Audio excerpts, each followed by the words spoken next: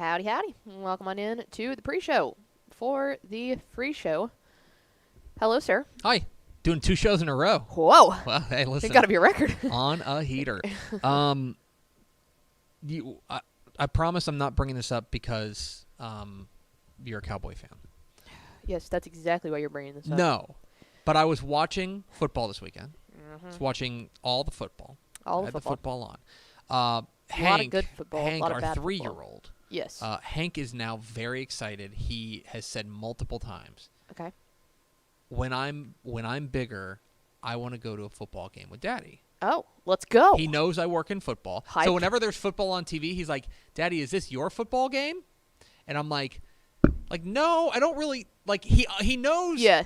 He has an understanding Of that, what I you do, I do. yeah. Like, when I go to work, I do something with football. Yeah. But I think that, Which is cool. it'll be like the Bucks and who'd they beat? The Eagles? Bucks, Eagles. And he'll be like, Daddy, is this your football game? And I'm kind of like, no. I am Tom Brady, actually, kid. But he asked, he was like, why do you watch football? And I go, well, I watch football because I like football. I was like, why do you watch Paw Patrol? He's like, I like Paw Patrol. I'm like, yes, you watch it. You know, Mommy watches her shows because she likes those shows. Yeah. Right? In any case, we were watching football this week. Uh-huh. And I'm glad, I believe Mike Craven tweeted about it, and I'm glad he brought this up. We really do not talk about the worst job in football. Mm-hmm. The worst job in football. Well, reffing. Well, that too. Okay, the worst player job in football. Okay. Because the best player job in football is backup quarterback. Backup quarterback. Because you do none of the work and get paid the big bucks. It's you are an insurance plan. Yes. You are and if you go out there and stink, like, no one expects you to do good, to be honest with you. We got to get Chase Daniel on the show this offseason. So I'm putting that on the list. How does it feel to not be very good? No. He's excellent. No, I know. In fact, this was a couple years ago. There were always a couple of write this down. Chase Daniel.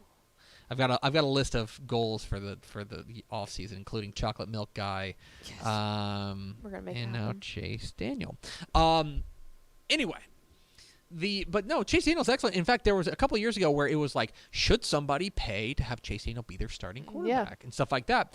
But he's the genius that just continues to play second hand. We're going to have him on. Okay.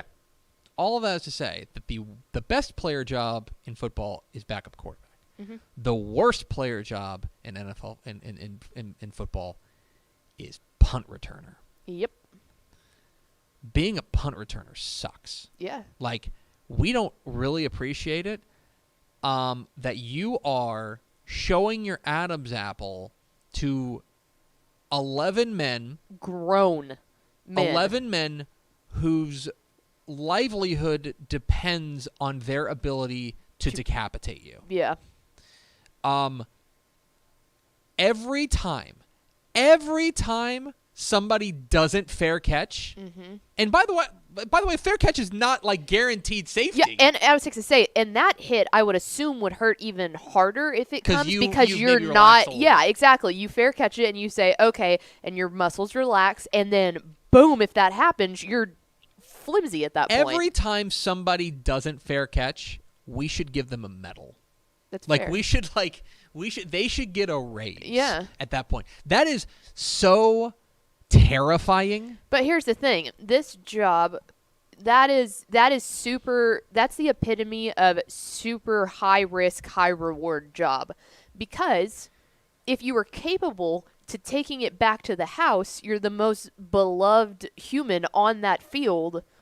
For basically the entire game, especially in the NFL, because that happens a lot in high school football. There is the kid that just will do a kickoff return. The other thing is that in high school football, I think we can all agree that punting, the quality of punting is vary. Yes. In the NFL, I would even say in college. Mm-hmm. Once you get to college, every punter is pretty darn good. Right.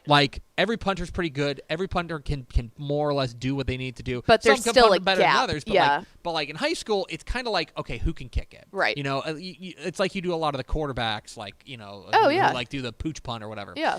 In the NFL especially, where you have grown-ass men who are 240 pounds and run a 4.4. Yeah. Barreling down on you. Yeah.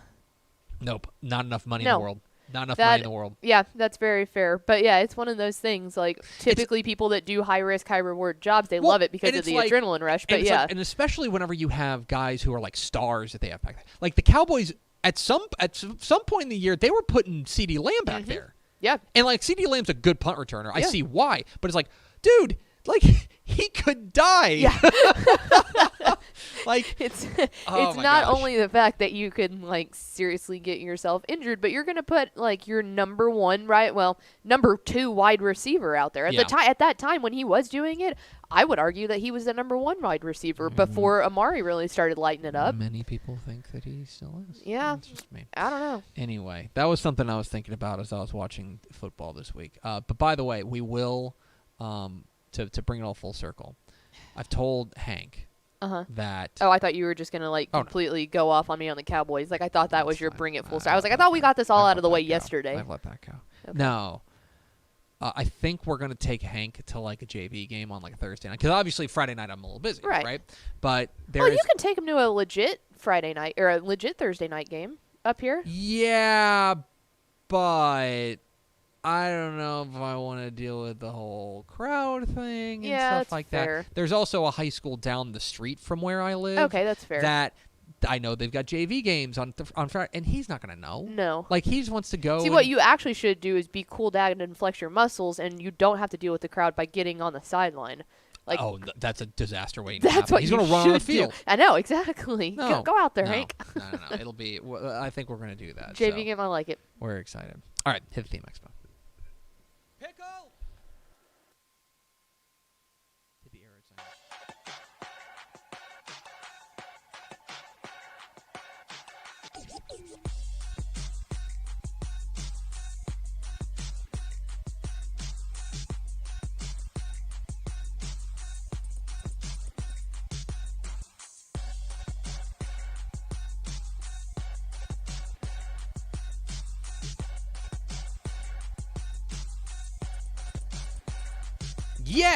Yes, y'all. From the Dave Campbell's Texas Football Mothership here in beautiful Lewisville, Texas, it is Texas Football Today, a program online. My name's Greg Tepper. I'm the managing editor of Dave Campbell's Texas Football Magazine, texasfootball.com, a corresponding website. Thank you for spending part of your day with us, whether you're watching us live on texasfootball.com, on Facebook, on YouTube, or on Twitch, or you listen to us in the podcast. Twitter. Oh, Twitter. That's right. We're on Twitter. Hi, Twitter. Or you listen to us on the podcast, which you can subscribe to on the podcast vendor of your choice. Either way, thank you for doing your part to support your local, mediocre internet show. I am sitting over there at the helm today, making us sound good, wearing her Los Miners de UTEP shirt. Los Mineros. Yeah. Los Mineros de UTEP. Mineros. She's the Duchess of the Door. She's actually Pickle. Howdy, team. Yeah, I got this when we were in El Paso. Like, this isn't I found it at a thrift shop thing. Okay. No, this is, like, legit from the bookstore. Not to bring this back to on the UTEP not campus. To bring this back to the Cowboys. Oh, God. But I was thinking about this as I was listening to the post-game show on Sunday. That we were in El Paso. That's the same season. Yeah. That just doesn't like because we missed Thursday the game. Night. They played the Bucs on Thursday night because we were hoping. Yeah. Normal time we would have been able to make it back for the fourth quarter, but since we were in Mountain Time, we missed the entire game. Yeah, it was. That is funny. Yeah. In any case, I was like, man, time has no meaning. Talk about the end of the true end of a season. Yep. Today is Wednesday, January 19th, 2022. 309 days until Thanksgiving. Happy birthday to Dolly Parton. Yes. Episode 1315. On today's show, guys, it's a big recruiting show. Great. We're going to talk with Greg Powers, an XL athlete, all things recruiting across the Lone Star State. Caught up with him a little bit earlier, including it's 4 defensive linemen, right? Yeah. It's 4 defensive linemen, big defensive linemen. One of them plays both ways, but yeah. Yeah. So we'll get into that. In the back half of the show, Powers caught up with Houston Strake Jesuit 2023 tight end Chico Holt. I love it. I love it so much. Do tight ends... They have to have a cool name. Do tight ends have the highest, proliferation of excellent names? I think yes, because I would say that the pool is so much smaller. Like tight end, there are much less tight ends than there are wide receivers. Yeah. So, But I also feel like, But like, for example, we were doing we did the Built for Tough Player of the Year banquet last Saturday. Myself, Aaron Hardigan, Sarah Merrifield, and Katie Engelson hosted it. And the North Garland quarterback was there. Do you know the North Garland quarterback? Oh, you put me on the spot. No. He's a sophomore. Well, he was a sophomore. He's God's Power Nawahi. Yes. And I don't know. I was like, man, that's a great name too. A lot of great names out there. Yeah. Zane Zeinert was there from Rosebud Lot. I feel like they're like a good tight end name is Stone. There's always a lot of Stone. Yeah. Or running back. Mm-hmm. Anyway, do we have first four through the door? We sure do. It was Tony Blaylock, Aaron Arbuckle, Rob Hadaway, and Daniel Agnew. Welcome in, fellas. Howdy, friends. Thanks for spending a little bit of your day with us. We do appreciate it. All right. Let's, without further ado, let's get into it.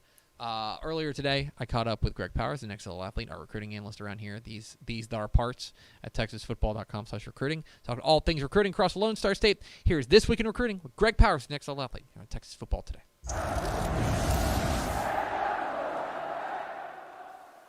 I'm Greg Tepper. That's Greg Powers, and this is This Week in Recruiting. It's This Week in Recruiting with Greg Powers of Next Level Athlete. Follow him on Twitter at GPowersScout. Follow Next Level Athlete on Twitter, Next Level D1. See his fine work on TexasFootball.com/recruiting. Powers, I missed you. Yeah, I missed you too, man. How's the baby? He's good. You know, he's eating, he's sleeping, all that fun stuff. And I don't know. But I still miss you. We're having to talk through the magic of Zoom, but it's better than nothing. It's better than nothing.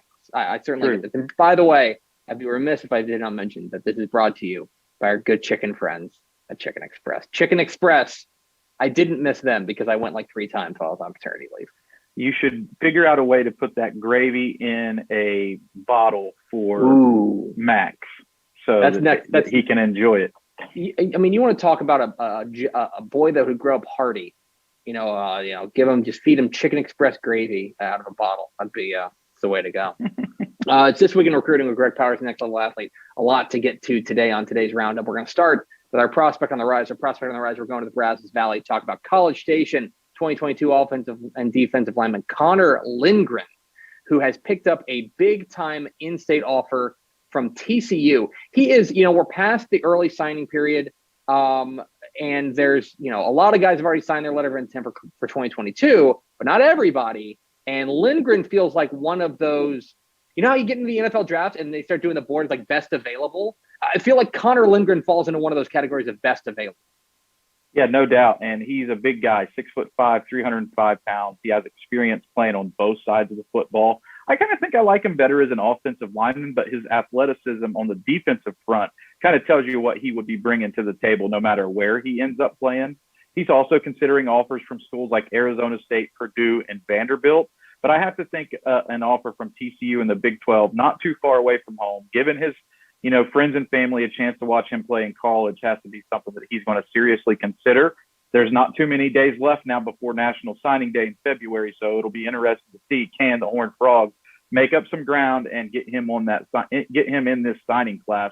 I think he'd be a big pickup for them, a DCTF 3-star guy.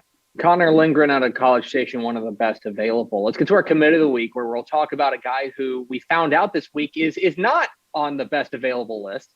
We're talking about Spring Westfield defensive tackle A.J. Holmes, who was a Mr. Texas football finalist this year. He announced this week that he signed with Houston during the early signing period. He's kind of one of those low-key signings. He checked in at number 77, the DCTF Hot 100. I know personally that Ishmael Johnson in our office will not shut up about this kid. And when you watch the tape, it's easy to see why Houston fans should be so excited about getting this young man. He was a Houston Touchdown Club Defensive Player of the Year. I believe he was a finalist for Mr. Texas Football. So that's a rare quality in a defensive tackle. This is a guy that really makes a lot of plays. He's explosive. You were out, Tepper, but we kind of talked about this guy a little bit a couple weeks back. And I said, you know what, this kind of feels like a Houston type of thing. And I had no inside information. I was like, I don't have any inside information here. But he plays at Spring Westfield just like Ed Oliver. He has a lot of similar qualities to Ed Oliver, who also won the Houston Touchdown Club Defensive Player of the Year whenever he was a senior. And I said, there's just for some reason, a Houston feel to this. And when we were talking about him, he had already signed. So we didn't know that, but I mean, maybe there was like something coming from the ether about Holmes ended up in the Houston class. But he's a great defensive line prospect who has lots of room for development at 6'2", 270, and he has a knack for finding the football. He flat out gets after it. This is a huge addition for Houston, who really did a great job in the recruiting class in 2022. Yeah, I felt like they really closed strong there with Dana Holgerson and company. We're talking This Week in Recruiting with Greg Powers, the Next Level Athlete. Get involved in the conversation, #TFDay. Let's go to our underclassmen of the week. Our underclassmen of the week, we're going to the DFW Metroplex to talk about Mansfield 2023 defensive end Caleb James, who committed this week to Arkansas. We have him at number 47 in our DCTF Hot 100 for the class of 2023. He had offers from all over the place, including Oklahoma and Baylor and SMU and Tech and Oklahoma State. But the Hogs bring in Caleb James out of Mansfield and talk about an explosive playmaker off the edge. This kid gets after it. Yeah, no doubt. And he dominated private school competition. He played for Fort Worth Nolan Catholic last year. And next year he's going to be playing at Mansfield. So this is a huge pickup for the Tigers there. This is a guy who's going to come in and, absolutely change their defense from day one. He can slide around and do some different things. He can disrupt as a defensive end, get after the quarterback, make plays behind the line of scrimmage. But he's really powerful. He uses his hands really well. He's hard to move, and he'll slide around and play some from the inside as well. So this is a guy who can do multiple things up front, not just a one-trick pony. And I'll be interested to see how he develops over the next year and a half, to see if he truly grows into a defensive tackle, or is he a strong side defensive end at Arkansas. So just a huge pickup for the Hogs. They're going to remain valid in the Lone Star State, and this kind of signifies it by adding a 4-star DCTF Hot 100 guy in the 2023 cycle. And we're going to round out what has been a very defensive-minded This Week in Recruiting, especially defensive line-minded, with our Recruit of the Week. Our Recruit of the Week is Fort Bend Marshall 2023 defensive end Zachary Chapman.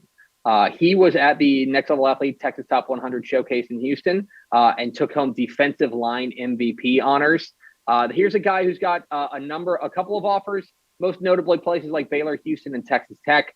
But you think this is a guy in Zachary Chapman out of Fort Bend Marshall who is you think he's about to blow up, right?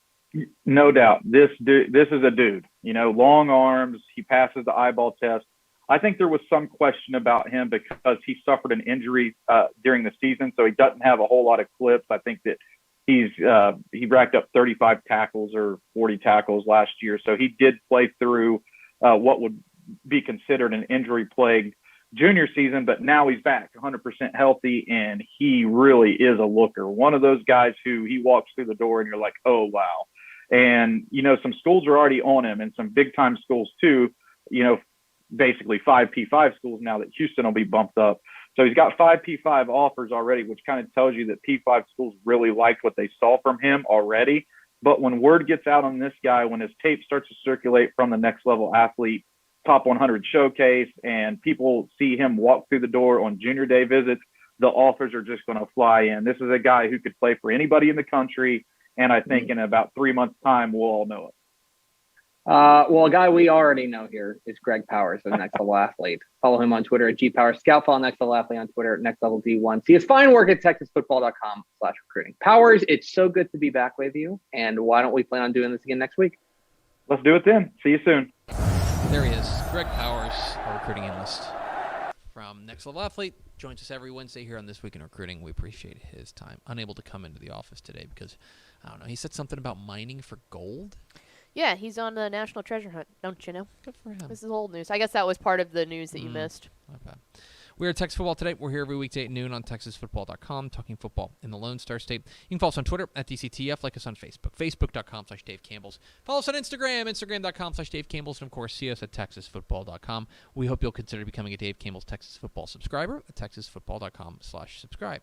That'd be pretty rad of you. Yeah, more Powers content. Yeah, you got that. If you like that. What kind the of stuff. people want. Exactly right. Pickle. More Powers content. It's what the people want. He caught up with one of the star tight ends in the class of 2023 down there in Houston, Strake Jesuit, Chico Holt. Greg Powers caught up with him. Here is Greg Powers' conversation with Houston Strake Jesuit 2023 tight end Chico Holt here on Texas. It's Greg Powers with TexasFootball.com and Dave Campbell's Texas Football. And like we do every week, I'm joined with one of the top recruits in the Lone Star State. And this week, it's tight end Chico Holt, who is off of a strong performance at the Next Level Athlete Texas Top 100 Showcase in Houston, where he took home MVP honors. Man, just kind of break down your performance there, what it was like to go out there and match up with some of the top defensive backs in the area. How do you feel like you performed? Obviously, you did a pretty good job to be able to walk away with the MVP, but just kind of give us your perception on how the camp went. Oh, man, the camp was really exciting. There was a lot of people there. I worked out with the wide receivers throughout the whole thing, got to do some of their drills, a lot more catching, a little more route stuff. And then the one-on-ones and the competition there it was awesome. It was really fun to just be out there and have fun playing football, you know? Just kind of watching you go through the drills, man, you are a guy who on tape, you do some pretty good blocking, but you move really naturally and you catch the football really well. What do you feel like are some of your biggest strengths as a tight end? Obviously my size is a big help. I'm a good 6'5". That really helps on downfield balls and jump balls and the like. But also up front, I was in the Kubiak offense my sophomore year, so that was a lot of blocking for me. It really helped me develop, blocking big guys on varsity as a sophomore. So that really helped me develop into a blocker, which I think I really got a lot better at that this year too. Any tight ends you look up to, or you feel like maybe your game resembles out there on the field in the college or pro ranks? I love Gronkowski. I mean, that guy is fun doing it, and he just dominates everybody. He's one of the greatest guys I like to watch. His yards after the catch and the catches he makes, it's awesome. All my Dave Campbell's Texas football friends listening to this interview will respect that answer, because I'm the guy who picks Gronk on his fantasy football team no matter what. 4 years running, I have Gronk on my team, and he's like the recipe for success in fantasy football, I feel like. So I'm a big Gronk guy myself. Yeah, that's great. Just talk about Strake Jesuit a little bit, man. I mean, you mentioned, obviously you're a coach kind of guy. You said the Kubiak offense, so you know a little bit about the X's and O's, it sounds like, out there on the field. I know that you guys went 4-6 this year, and you probably have some redemption coming up for next season when you step on the field as a senior. How's the team shaping up, and how excited are you to be like a senior leader now that it's your turn to kind of take some of the younger guys underneath your wing? Yeah, obviously going 4-6 last year, it's kind of like lit a fire underneath our senior class, I think, a little bit, and it's awesome. So I was nominated team captain for the team, and that's awesome, because I want to accomplish more than 4-6 next year. I want to make a good playoff run and do a lot of great things next year. So I think we as a team, we're really coming together. We're getting some morning lifts going. We didn't do that at all last year. So we're really trying to make something different happen next year by doing something different now. So when I say 4-6, I think that is a little bit, it's going to give a little bit of a misperception on kind of what happened for you guys this season. As I looked at your team's record heading down the stretch, you played some really good teams close. I mean, you really gave it a run at Pearland Dawson and A-Leaf Taylor. I mean, those were really close games. And in the last 2 wins of the season, to kind of wrap everything up, you guys scored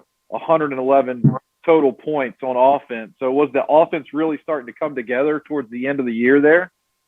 Yeah, definitely. With the new system put in, it was kind of a transition for, I think, everybody, but we were starting to get it.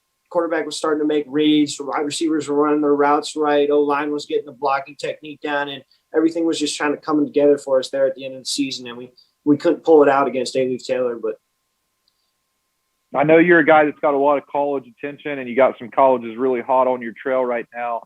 But I want to kind of look at that first offer that you picked up from Rice. That's a big offer to me, because it not only signifies that you know what you're doing out there on the field as a football player, but it also kind of talks about the academic side of things as well. What did it mean to get a hometown offer from the Rice Owls, and what does that signify to you about being a total package out there, not only a great football player, but also a student athlete as well?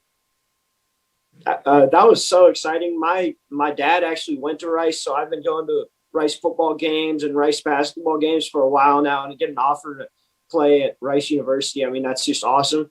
And from an academic perspective, that's also a big thing for me. I really take a lot of value in academics, and that's really important. I want to go to college and get a good degree in something, so we'll see what that is though. But about a month after you got that offer from Rice, you picked up your first Power 5 offer from Kansas.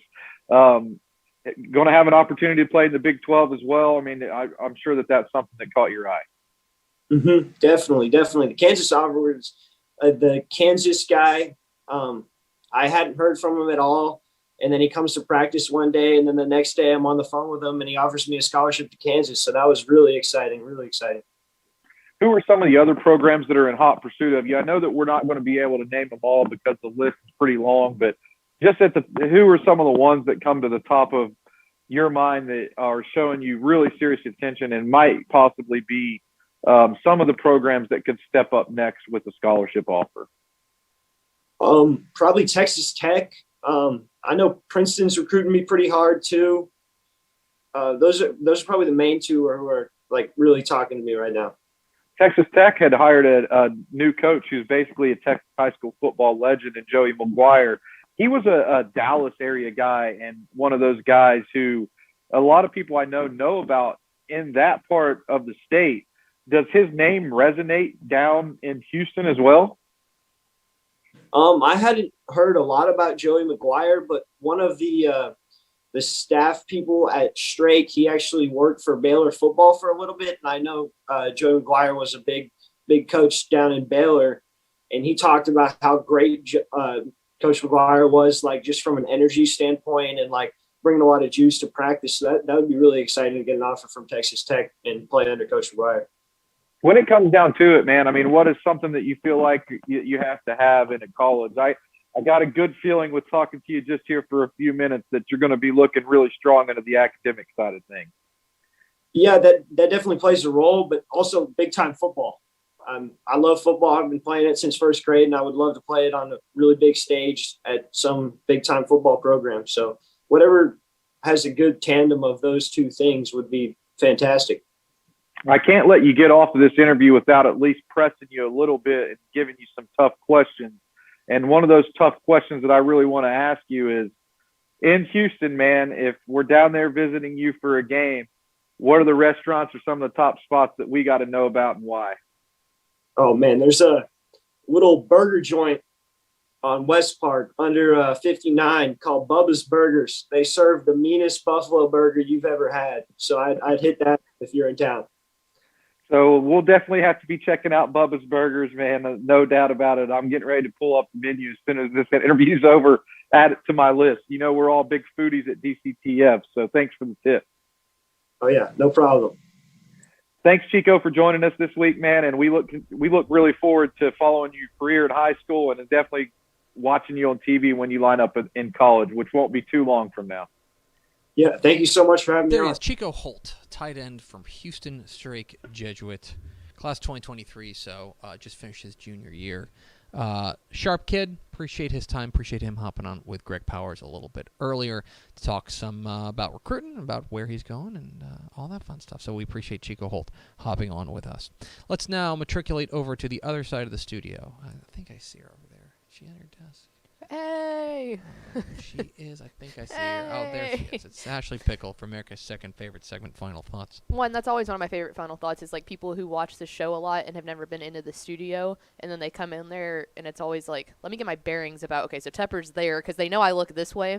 So I always we've picked up the camera before and shown it around. Yeah, we have as of recent. The other thing about studios is they are always a lot smaller than you think. Oh, yeah.